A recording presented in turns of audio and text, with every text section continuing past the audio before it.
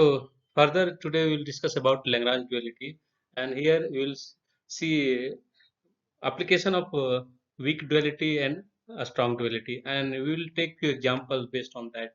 So what will happen? I had already told that a strong duality generally hold for convex optimization problem under some constant qualification property. And what is happening if in case of non-convex uh, function problem, uh, that problem may satisfy strong duality or may not. So there are various. I have taken few problem. In one case that when you take a non-convex problem, which is a quadratic problem with quadratic constant, in that case, a strong duality is feasible there. But if you talk about in general non-convex problem, sometime you will definitely observe a gap between this duality. That gap we are calling it duality. I had already mentioned that P star we are calling it optimal point of the primal problem, optimal value of the primal problem, not optimal point. P star is the optimal value of the primal problem, and corresponding X star we will call it optimal point of the uh, primal problem. Similarly, if you get dual problem of that primal problem, then the corresponding optimal point we denote it by Q star, and the corresponding optimal point of that dual problem we always denote with respect to dual variable. So Lagrange multiplier happens to be dual variable, so that we will denote it by uh, lambda star and mu star. Lambda star I have already mentioned that it is coming with respect to equality constant, and mu star is coming with respect to equality constant. So what is happening is generally we are not much interested in finding optimal point. Why?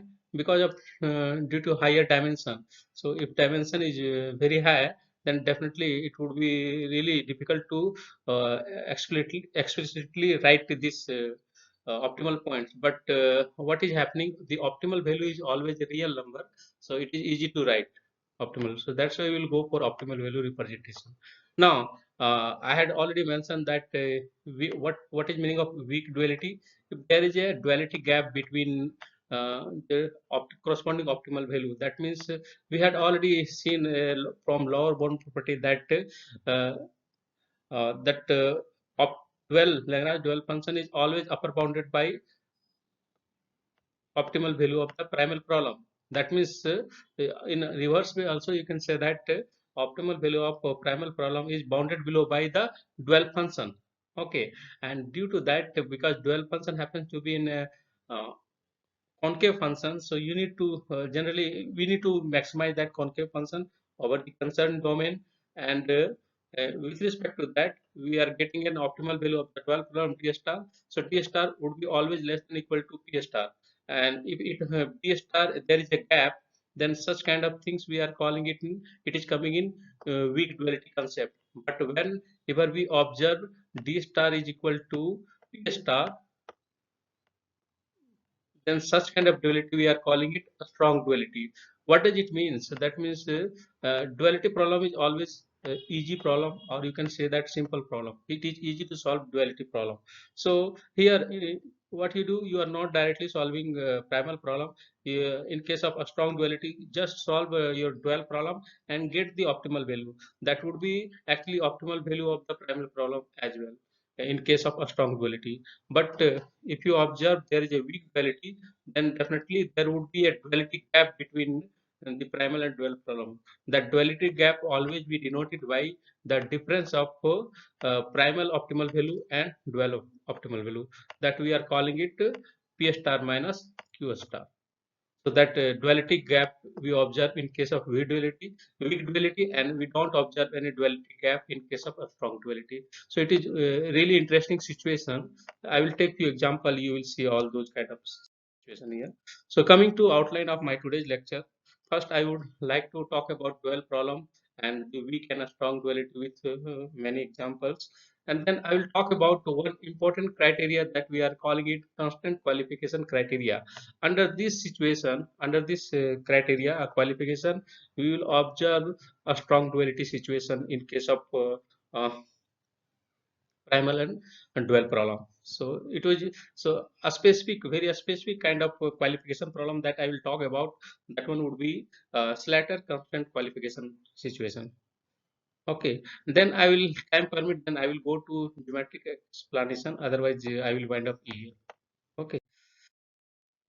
Now, coming to recap of in last class we had discussed a very interesting kind of problem that we are calling it two-way partition problem, and this problem was formulated as a simple quadratic problem like this way. We are minimizing x transpose W X. W is the cost matrix and subject to this non-convex infinity constant. So clearly this one is a non-convex problem, and now we are defining Lagrangian, and we had already seen that this one was the dual Lagrange dual function of this primal problem. Always denote primal problem by P. So we are getting a Lagrangian. uh, this is the Lagrangian and this is the corresponding Lagrange dual function. It is coming as what it is just a linear function of mu, and if one one bound of uh, optimal value of P star, easily we can get it how if you take mu very specific. That means if you are taking your this mu, it is just defined with the help of minimum eigenvalue of this coefficient matrix W or cost matrix W. So if your mu happens to be uh, a vector whose every entry is coming from uh, minimum eigenvalue of W. That means it is yeah, one is what I had already mentioned, that one is a vector, one vector. That means every entry of that one vector is one. So if you multiply uh, minimum value of eigenvalue of W with one, then you are getting this kind of situation. So you are taking a very specific mu. So mu is what kind of vector? It is n-dimensional vector, or here it is related with what W. So it depends upon dimension of W as well. So you can say like this way. So first, what is the first entry of mu? First entry of mu is lambda mean times 1. Second entry would be also lambda negative of lambda mean. Third entry would be also like that way, and it will go on up to last dimension. Okay, and I had already mentioned that one is what one vector. It is a vector with every entry happens to be one. So this is the one vector. Okay, this is the vector. So if you're taking a very specific mu, with respect to that, you directly designing a lower bound of P star. So lower bound of P star can't be you're directly getting this is the lower bound. So n times minimum value of eigenvalue, directly you will get a lower bound of P stars. That means your function, this function is always bounded below, because P star is always if you are having a minimum eigenvalue of this uh, W, then with respect to that, always you can get a lower bound of P star. And in such a way, you can say that your optimal value, that P star, it can't be less, it must be greater than this one, this value. So easily you know about, and W would be given here, and so if W is given, then easily you can calculate eigenvalue of that W, and just you can get a bound of on P star. So that is the application of application from linear algebra, you can say it. So that one was part of recap. So again I am coming to a law of duality and constant qualification. So in last class again I had already discussed weak law and a strong law of duality. Weak law of duality, it says that optimal value of the primal problem, it always less than equal to optimal value, sorry, optimal value of dual problem, it is always less than equal to optimal value of the primal problem. And this result it always hold for any kind of optimization problem, whether it is convex or non-convex. So weak law of duality is always hold, there is no issue, you will always observe. So it can be used to find non-trivial law also. So this weak law of duality, it always give a non-trivial lower bound for difficult problem. For example, solving a singular value decomposition, uh, or solving simpler semi-definite programming. So semi-definite programming, what is that? It is actually dual problem of last two-way partition problem. What was the two-way partition problem? Where we had to minimize a quadratic function x transpose w x subject to non-convex equality constant. It was xi square equal to 1, and I varies from where to where? It varies from 1 to n. N-dimensional. X is actually n-dimensional vector. Primal variable x is n-dimensional vector. Okay, so this one was the problem, and I had already derived dual of this problem is actually this one. So this problem, you observe that what kind of problem it is. Actually, it is a convex problem. You can see that it is a linear function, and the constant involves matrices, matrix inequality. So due to that, one example I had already described regarding uh, positive semi-definite matrix or positive definite matrix. That one is forming a if you take all 2 by 2 positive semi-definite matrix, then what kind of a structure it will have? Positive semi-definite, it happens to be always a symmetric matrix. So variable entries of that matrix you can denote it by x, y, y, z. Off diagonal element would be equal to 1. So what is happening? Actually, this one is just a element in R3. So positive semi-definite collection of all 2 by 2 positive semi-definite matrix, it is forming a subspace in R3, and it is a nonlinear subspace, or it you can say that it is forming a cone, semi-definite cone. Is a semi-definite cone that are structured during this convex set I had already discussed in detail.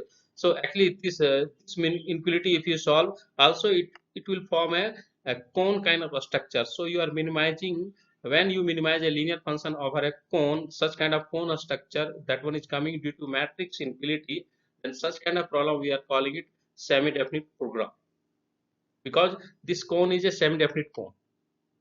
So that's where name is derived from there. Okay, so this is the criteria. So this problem was, primal problem was a non-convex problem, but once you got dual problem is a semi-definite program, it is a convex problem. Dual problem is a convex problem. So you are, so definitely if you solve this problem, then optimal value of this one you will call it d star. D star, it will provide always a lower bound on optimal value of P star. So P star would be optimal value of this primal problem. So here easily you can get that. And CBX is enough to solve this problem. This problem you can easily solve using CBX. Why? Because CBX, this problem is a convex optimization problem. So CBX is meant for convex optimization problem. So you can solve. So it simply, I would like to say that you are getting a lower bound on P star. Okay. And a strong law of duality, I had already mentioned that when uh, both optimal value of primal problem and optimal value of dual problem, both are equal, then that is the situation of a strong law of duality. And it is generally hold for convex optimization problem. And under certain conditions, some kind of constant qualification, that constant qualification, Slater constant qualification, I will discuss today. And before that, I am taking few examples. So I have taken one example on a strong duality. Okay. So clearly, if you take this problem, what kind of problem is this one? Objective function is definitely, it is a non-convex function. Why? Because x1 square minus 3x2 square. If you find apply a second order factorization Hessian, Hessian would be definitely infinite in nature. So what would be Hessian of this? Hessian would be 2 diagonal entry would be 2, first diagonal entry of diagonal 2 will be 0 0, and second diagonal entry would be minus 6. So it is having what uh, opposite sign of eigenvalue. So definitely it is having a saddle point situation. That means this objective function is non-convex function. Also, the constant involves non-linearity. Equality constants involve non-affine function. This non-linear term is coming here. So that's where constant is also giving non-convex feasible set. So that's why this problem is a non-convex problem. And somehow this problem, it while it is a non-convex problem, but you can solve this problem easily. Solution is not a difficult task. After solving, you will get it is having a optimal value -2. Okay, and I have plotted the graph of the objective function as well. So from the picture also you can see that this function is having saddle point at 0, 0. Here saddle point you observe, because you are having curvature, two different kind of curvature. This curvature it is going up and this curvature going down. So two different, so this curvature are associated with negative eigenvalue, that means call it second eigenvalue is negative, and this curvature are associated with positive eigenvalue, that means 2. So these are associated with positive eigenvalue. So you can clearly see that your objective function is a non-convex function. Similarly, if you see find this equality constant is no, here the function involved is not affine. You to observe here a non-linear kind of function. So that's way this is the plot of x1 minus x2 cube. Okay, you can write it here like this way: x1 minus x2 cube. Okay, and clearly it looks that it is not an affine function. So this constant is also equality constant is also giving non-convex structure. So clear overall this given primal problem is non-convex problem. Now, so what we will do now, we will find dual of this function. So we will apply, first we will define Lagrangian, so as a what augmentation of objective function with a constant equality constant. So here equality constant is there, that's where mu is coming, and after simplification, find the gradient of this Lagrangian with respect to x. So find the gradient with respect to x and equate to 0. It will give 2 points in term of mu. One point I am calling it Z1, another point I am calling it Z2. And with respect to Z1, try to find first Lagrange dual function. It is coming like this way.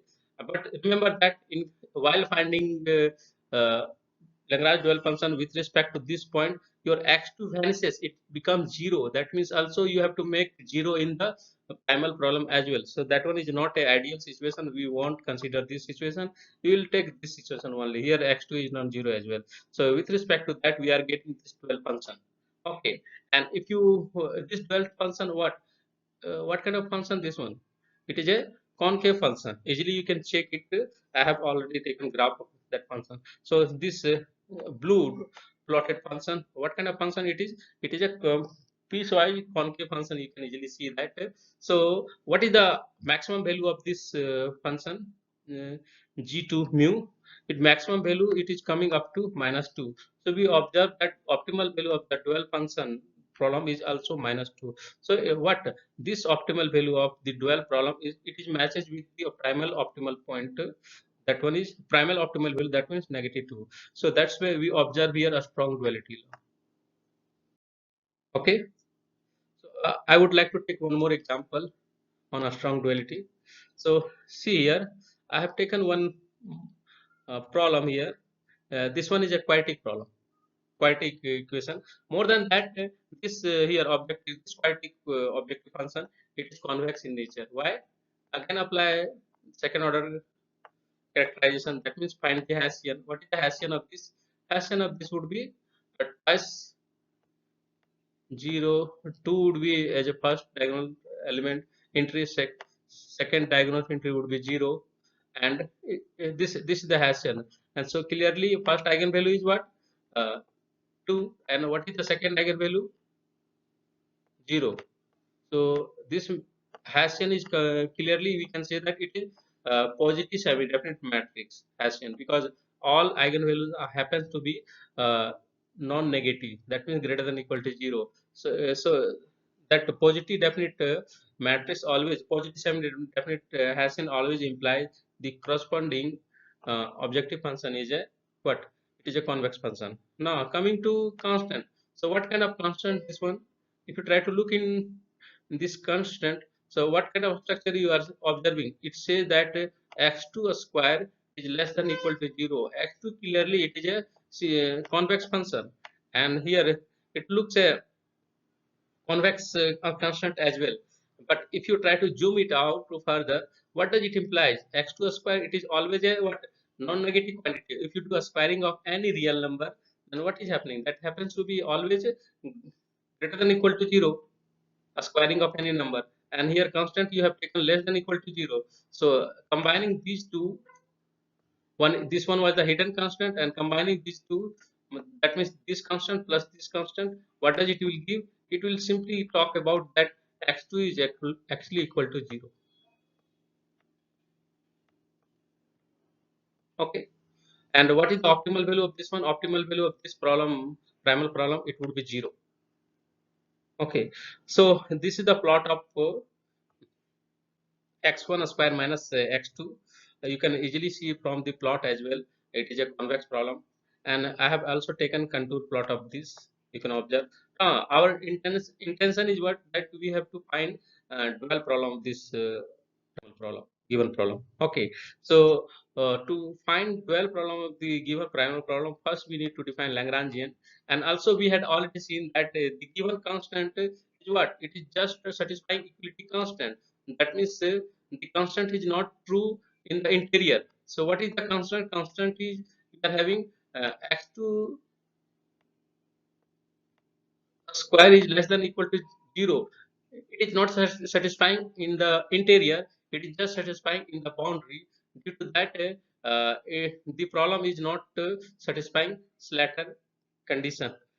The Slater condition is talking about that whenever we are having inequality constant, then definitely there would be at least one point in the interior which will satisfy the given interior inequality constant. That means Slater condition simply is say that it is it is satisfying inequality constant strictly for some interior point of the uh, from the feasible set, for some point from the interior of feasible set. So for some x belongs to interior. That means not a boundary. Interior means points which are inside the boundary of the domain. So some interior points. So you have to take some interior point. But we don't observe any interior point in this problem. So that's where the problem is not satisfying Slater condition or Slater constant quantity qualification problem. So but again we will forward further. We will define Lagrangian here. So Lagrangian is this way, and just we find the gradient of this Lagrangian with respect to x. So Lagrangian gradient would be 2x1 comma the first coordinate, and second coordinate would be this one, equate to 0. After equating to 0, we will get x1 would be 0 and x2 would be 1 by 2 lambda. With respect to that, we will get our Lagrange dual function. This is the Lagrange dual function. That means it is the infimum of the Lagrangian with respect to the space variable. And what is the maximum value of this one? That means what is the optimal value of this dual problem? Optimal value is 0. So what does we observe? Despite of the fact that the given primal problem is convex, and also the constant is not satisfying Slater constant qualification, despite of that, here we observe a strong duality. So these are really interesting example. In these two example, first problem was non-convex. Despite of that, that problem satisfied a strong duality. Second problem is also is convex and it is not satisfying Slater's conditions. Despite of that, it is satisfying a strong duality.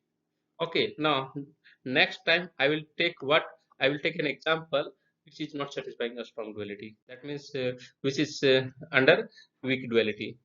Okay, here I have taken one example that we are taking a convex function e to the power minus x2. What kind of function? This one is a convex function. It is just a function of single variable. So easily you can establish convexity. So it is exponential kind of function. Uh, so decreasing exponential. So it is like this way. So it looks a convex function. And what about constant? Constant in the constant involved. What kind of function we observe? That we talk about convexity of this function.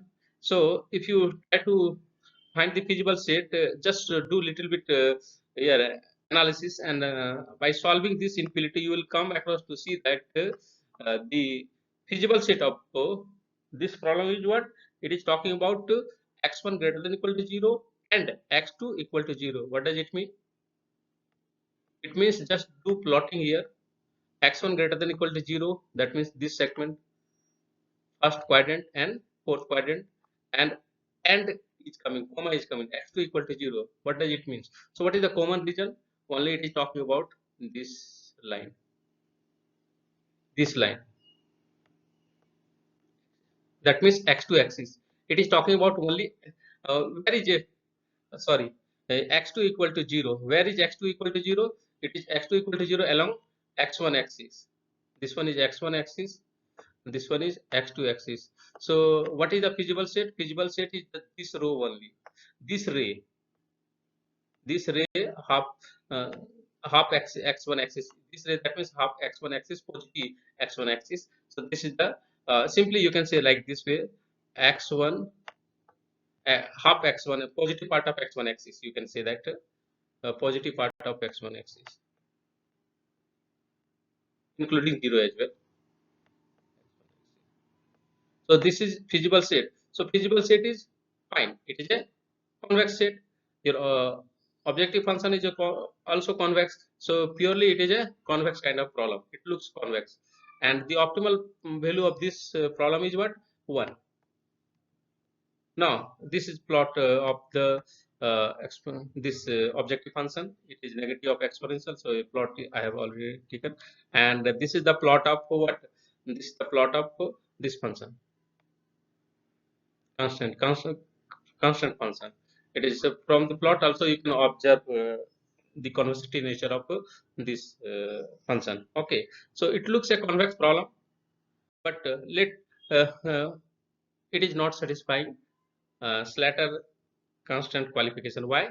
Because we had already seen that in the feasible state we observe only x2 equal to 0 and x1 is greater than equal to 0. What does it means? So it is talking about in R2, it is talking about just this ray. It is talking about this is the feasible state. Only this portion including 0 as well. This is the feasible state. So this is the feasible state C. So here what we observe that it includes only boundary point.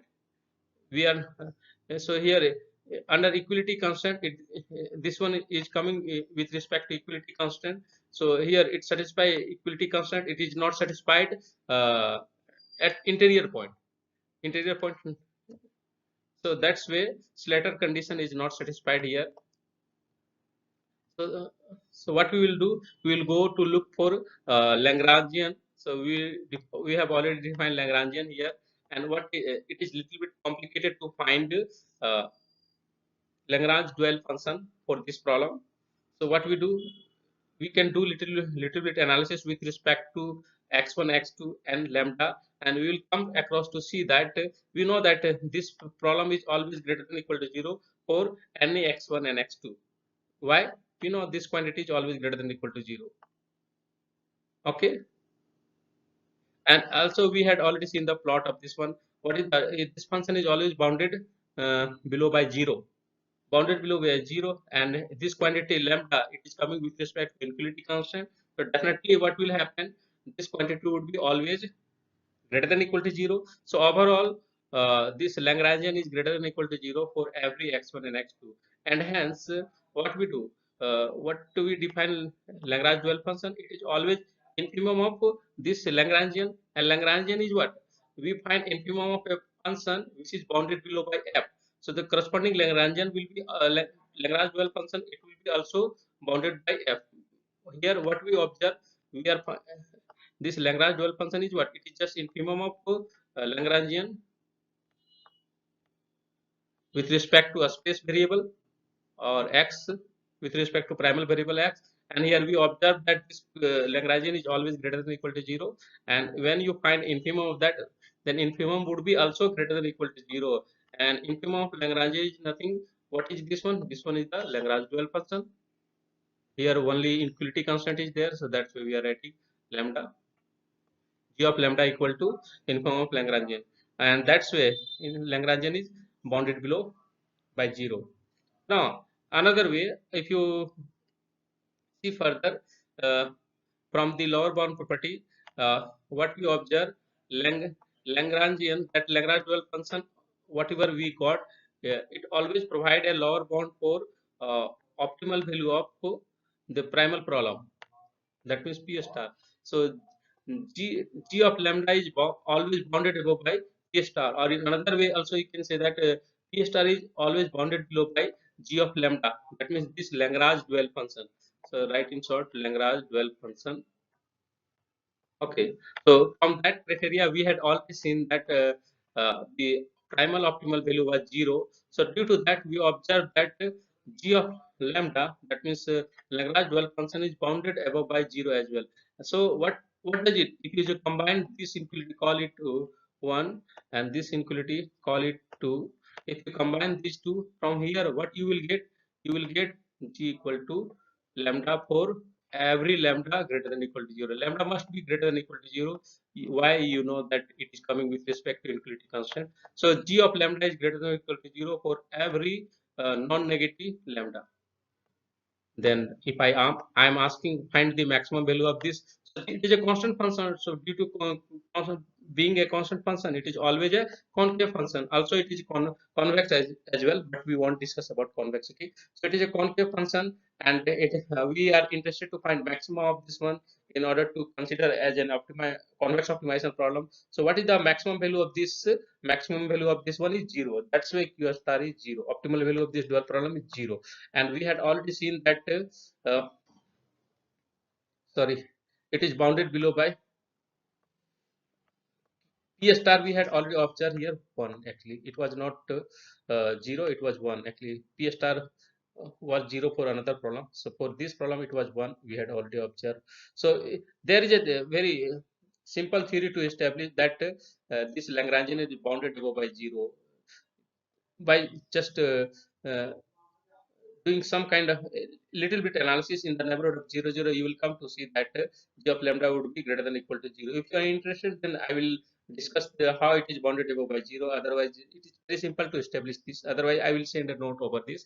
And we have already seen that q star up to maximum value of k star equal to 0, and uh, optimal value of primal problem is 1. So what we observe here, we observe a gap between the optimal dual value and optimal primal value. So what is the gap? Gap is 1.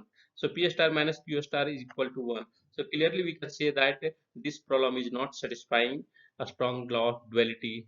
Despite of being the primal problem is convex, it is not satisfying a strong law of duality. Why it is happening? It is happening due to this problem. That means given constant is not satisfying Slater condition. So due to that it is happening. Okay, so I will talk. So what is Slater condition? I will talk in detail. So Slater condition, it is actually especially meant for convex optimization problem, and if a convex optimization problem which holds Slater condition, then definitely that convex optimization problem will satisfy a strong law of duality. So consider a convex optimization problem that we are minimizing the objective function f naught of x subject under infinity constant, and this is fi of x less than equal to 0 and affine constant.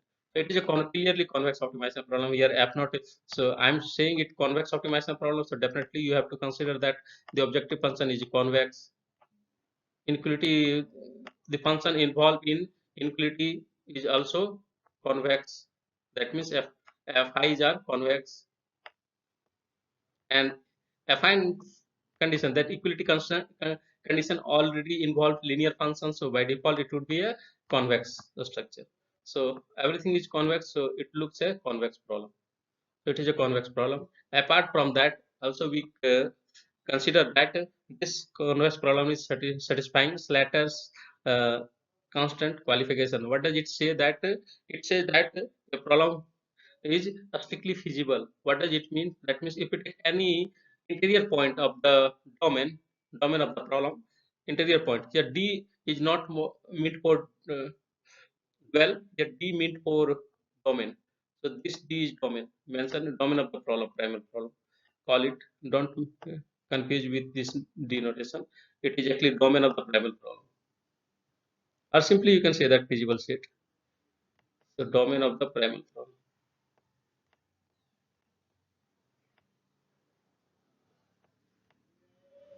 Okay. Any question? If you are willing to ask, then you are welcome. You can ask if you are having any issue. Okay, no question, it's fine.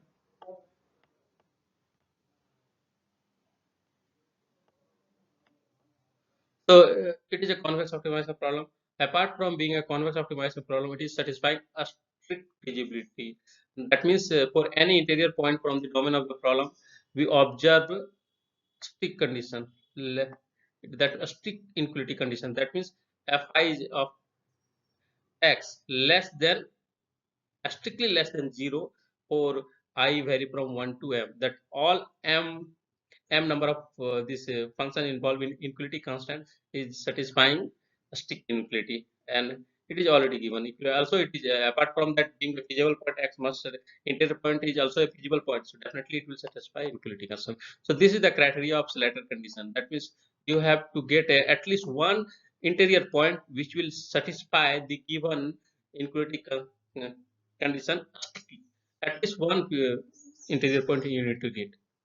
Also, it guarantee that the dual problem is attend if our optimal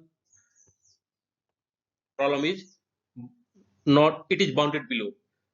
This condition is saying that it is bounded below. That means P star is bounded by a finite number. It is greater than minus infinity. That means P star is always bounded by a some finite number.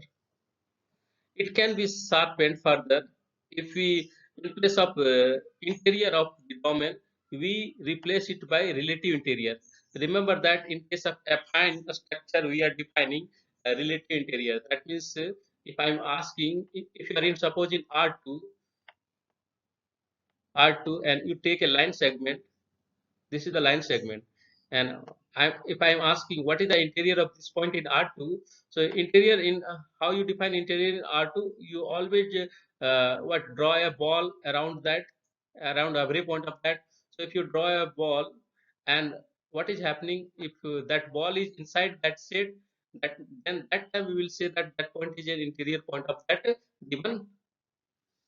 This set is called it, it is a line segment, so call it S. So clearly this line segment S is having an empty interior point. There is no interior point. Why? So if you take any point, suppose this point you are taking it, and about this point you draw a uh, open ball or a closed ball, whatever ball, so or draw a disc. So disc happens to be ball in 2D. 2D ball we call it disc. So this disc is completely this disc, call it this point, name it some point, or suppose this point, take this point x. Around x you draw a ball. This is the ball, and what would be the name of that ball? Definition, you can write it like this way: b x, x is center, and take a epsilon, very small positive radius, epsilon. That means you are taking all the points inside the ball. That means y such that norm of y minus x is less than epsilon. This is the definition of the ball or disc in 2D. So clearly we can say that this ball, if you take just observe this one, this ball contains uh, element from R2 which are not in S in this line segment. So clearly we can say that this ball, it is not a subset of this line segment S, not a subset of line segment S. So that's way this line segment S, it is a having empty interior in the in R2. But if you define relative interior, it is having a relative interior. That means you put find a affine hull of this line segment. What would be affine hull of this line segment? It would be this one, the line. Uh, this line, it would be affine hull of this. So just find the interior with respect to this affine hull, intersection of this affine hull. So in that perspective, if you definitely it will be, if you take here the relative ball, it would be not complete disk. It would talk about just part of line segment, it would be. So that's where relative interior you can define in such situation. And otherwise, recall that convex set, there I had already discussed relative interior. So that means it is relative with respect to a final. So if you you can sharpen your this constant, all these constant qualification for further benefit of a strong law of duality. Okay. Now I have taken few more example. What you do? So take a linear program which is having only inequality constant.